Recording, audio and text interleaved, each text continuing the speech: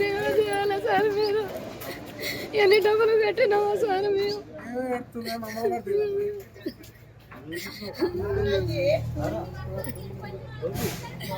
చూడంతో వల్ల ఇవాళ కరెంట్ లేదు, ఏం లేదు. మేము అట్లా ఉంటున్నాము. ఏం లేదు, 8 సంవత్సరాల నుంచి నీళ్ళు లేవు. ఇద్దరు అని ఉన్నాం సార్. మేము చేసేది ఏం లేదు. మాకు మీరు ఏమి దయా చేస్తారో చేయండి సార్. మీరు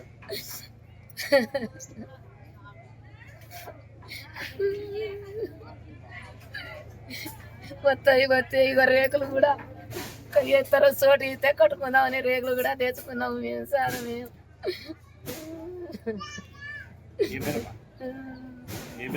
నా పేరు లక్ష్మి. రోజు నుంచి లేని ప్రభుత్వం ఇప్పుడు ఇవాళ గోలగడుతుంటే మేము ఎడుపోవాలా? మాకెక్కడ ఇల్లు కూడా లేదు.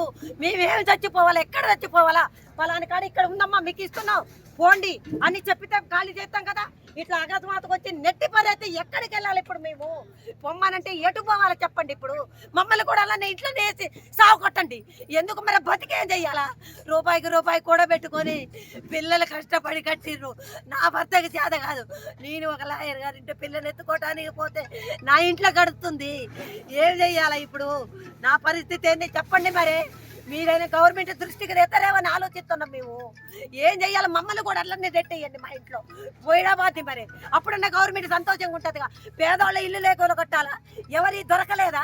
ఎక్కడ భూములు లేవా చెప్పండి. మరి ఈ పోలీసు వాళ్ళు కూడా మరి ఎక్కడ చూపియండి. వాళ్ళకి ఎందుకు చూపించట్లేదు? వాళ్ళు పేదవాళ్ళు ఆగమైపోతారు. వాళ్ళు ఏమైపోవాలా? వాళ్ళు ఎక్కడ ఉండాలని ఒక్కళ్ళని ప్రశ్నించారా? ఓటేసేటప్పుడు రండమ్మా, మీకు ఇంత ఇస్తా ఓటేస్తారు, మాకు అంత ఇస్తా ఓటేస్తారని చెప్పిన వాళ్ళు ఇవాళందరూ ఎడిపోయారు. ఈ పేదోళ్ళని ఏం చేయాలనుకుంటున్నారు? దానికి మేమేమైపోవాలి ఇప్పుడు? నా మొగుడికి చేత కాదు, నాకు ఒక బిడ్డ పెళ్ళికుంది. వాళ్ళని ఏం చెయ్యాలి ఇప్పుడు?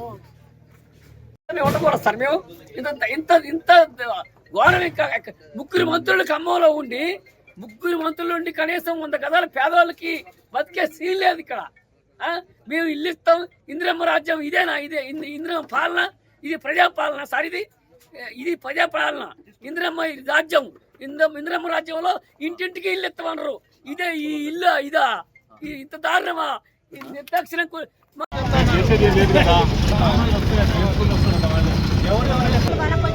భార్య పిల్లలు లోపల ఉన్నా లోపల కూడా ఫోన్ చేయట్లేరు.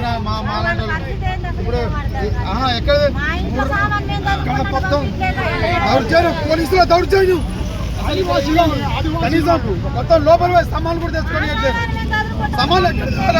భార్య పిల్లలు చెడ్లా పడితే ఇదే కూల్చేసుడు ఇక్కడికి.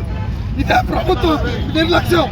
ఇప్పుడు నా ఇంటికి తీసుకోమో, నా సామాన్లు నన్ను బయట మొత్తం నా రేకులు ఇల్లు అన్ని కూల్చేస్తున్నాము. ఇక్కడ ఏ ఒక్కరికి వచ్చినా ప్రభుత్వం బాగా ఆగిపోయి వచ్చిన మందు వాడి చచ్చిపోయారు.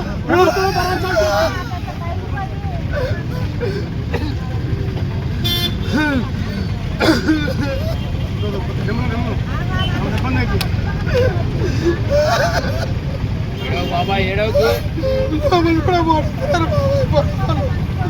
లోపల కూడా క్యాన్సర్ పేషెంట్ చిన్నపిల్లగాడు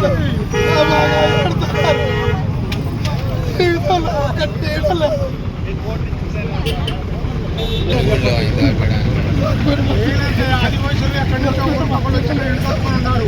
ఆ భూమి కూడా గవర్నమెంట్ కాదు. ఆ భూమి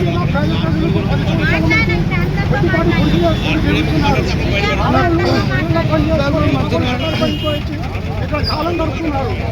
కనీసానికి మంత్రులకి అందరికీ తెలుసు. వాళ్ళు కావాలని ఇప్పుడు ఈ దొంగలో ఈ ఇళ్ళని పెట్టడానికి వాళ్ళు సిద్ధమయ్యారు. ఇది కరెక్ట్ అయిన పొజిషన్ కాదు. రేపు లేబర్ వాళ్ళకి పనులు ఉంటాయి. దయచేసి వాళ్ళని లేబర్ సాధించాలని చెప్పి ఈ మంత్రులు కోరుతున్నాం. ఖమ్మం ఇంత దారుణంగా ఇంత అన్యాయంగా పేద ప్రజలు కడుపు కొట్టొద్దని చెప్తున్నారు.